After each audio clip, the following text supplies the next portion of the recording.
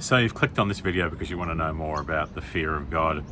Well, look, as I already said in the short, the reality is that the English language is complicated. And, when they wrote the Bible, here's a shocker, it wasn't originally written in English.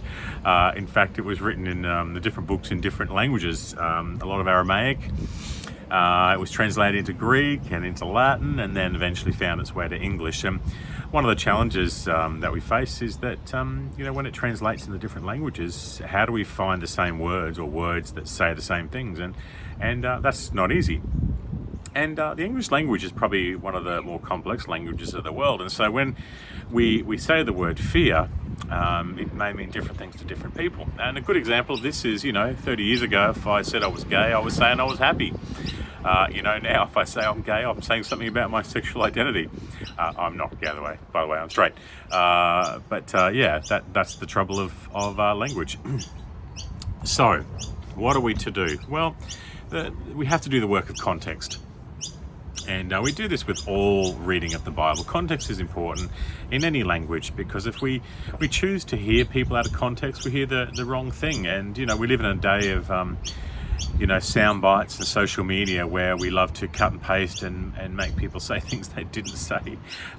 Deep fake AI now, you can put someone's face and make them say anything. Which is why I do mine nice and raw, because it's pretty hard to fake what I do, especially when you've got all the background noise and the people and everything else. So,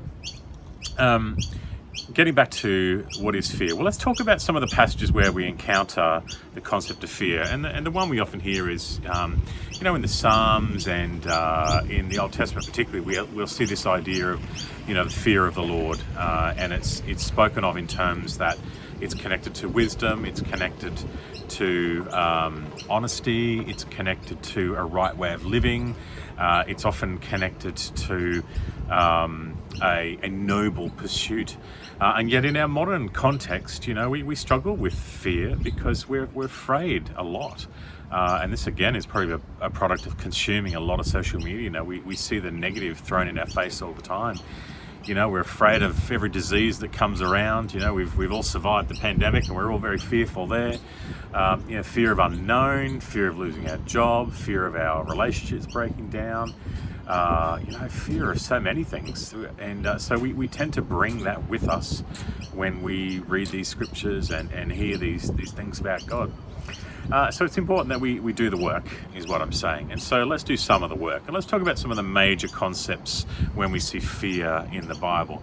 So let's talk about the one, fear of the Lord. And the context here is often the fear of the Lord is the beginning of wisdom. What does this mean? Well, let's flip it. Let's say the wisdom comes from fearing the Lord. Okay, that's probably a little bit helpful. And wisdom means, the gaining of knowledge, but more than just gaining of knowledge, the implementation of knowledge in a way that is both intelligent, thoughtful, and life-giving. Because we can be very intelligent and still be very unwise. In fact, we can even know wisdom and behave unwisely. So wisdom is acting on the knowledge in a way that brings life and brings positivity or constructiveness, or brings about enrichment in some way. So what does it mean in that context to fear the Lord? Well, in this context, it's about knowing that who God is. God is the creator of the universe. God is the one who made us, knows us, understands all things. He is omnipotent, omnipresent, has all power, all authority, is outside of time, goes forward or backwards, knows everything that's going to happen and has happened. I know that opens another kettle of fish, but let's stay with it. So that is the God that we're talking about fearing. And the fearing is, again, contextually connected with having awe in our understanding of God. Because when we are in awe of God, that's where wisdom can begin. And to give you a good example, there's some of the great founding scientists that we often talk about, Isaac Newton, Einstein, these were people of faith. And so when they often, their starting point for exploration of the natural order of things was their belief that there was someone behind it that gave it order. And so when you believe the universe is ordered, then you can go looking for truth in an ordered universe.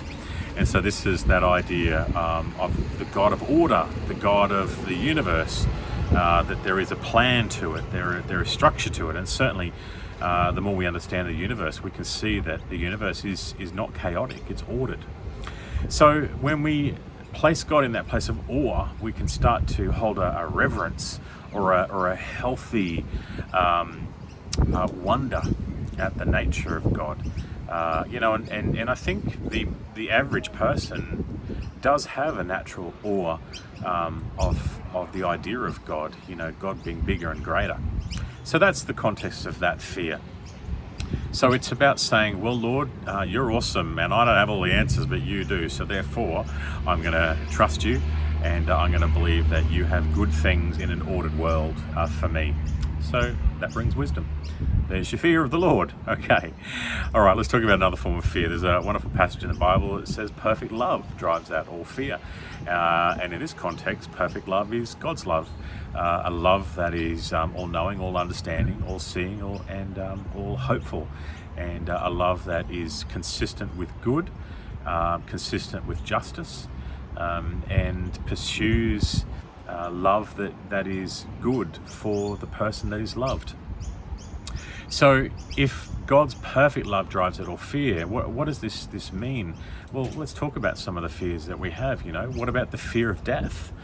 If perfect love drives out the fear of death, what does that mean? Well, in the Christian context, it means that because we know that God has a plan for life after death, He has heaven, and He has resurrection to eternal life, new heaven and new earth, new body. If you want to know more about that, I've got some videos you can click and go looking for them. This means that we don't need to fear death because perfect love has a plan. Perfect love has an order and a structure to it. That means that we are precious and important enough to live forever in His presence, because that's why He made us. He made us for a loving eternal relationship. Okay, so that's that one.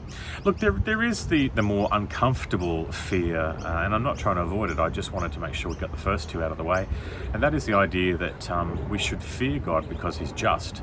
And fear God because He punishes the wicked, and that is the fear that perhaps we most associate with the idea that if we do the wrong thing, we're going to be punished. And I certainly don't want to avoid that, because the truth is that God is just, and if God is just, then there must be justice for wrongdoing. And I don't know about you, but I certainly hope there's justice for the people who create war and kill out of greed, and the powerful people who run our world, who exploit the poor and marginalize people. I hope there's justice for them. So I want to believe in a God who metes out godly justice, not human justice. I'd be very afraid of human justice, because human justice is flawed, but God's justice is perfect. So we are to fear the consequences of living a life that is not God's plan. God's plan is that we would love one another. God's plan is that we would live in a way that honors each other and honors God. So the truth is, and this is the hard part, is that we all fall short of this kind of perfection. I like to think that I've lived a good life, that I'm a good man. I've certainly managed to keep my marriage together. I've been faithful to my wife. I've loved my kids, and I've tried to be a good father. But I know for certain I haven't been perfect at anything. There are people out in that world who probably don't think I'm that kind of person or that nice a person, or I certainly know that I've unintentionally upset people, and I've always tried to own that and apologize when I have. But that's the truth. We're not perfect, and we make mistakes, and we do things to hurt each other, to hurt ourselves, and to hurt God. So, but the good thing about this is that even though that requires justice and judgment, and the fear that we should have for that kind of judgment is real, this is the plan for God, that God has, is that we would have the forgiveness for our sins through Jesus Christ. And I've got another video on that if you'd like to look at the videos on sin, and perhaps I'll do another video on justice as well. But certainly this kind of fear is a real, we do see this in the Bible, but we're not to fear it in the sense of I'm destroyed, because we're not in Jesus Christ. We have forgiveness, we have redemption. So there you go. There's three fears that we see in the Bible, and I think for me personally, I'm not afraid of God. I know God's my friend. He's in my corner. He loves me, and He's forgiven me. And so I hope that you can find that God too. All right, bless you.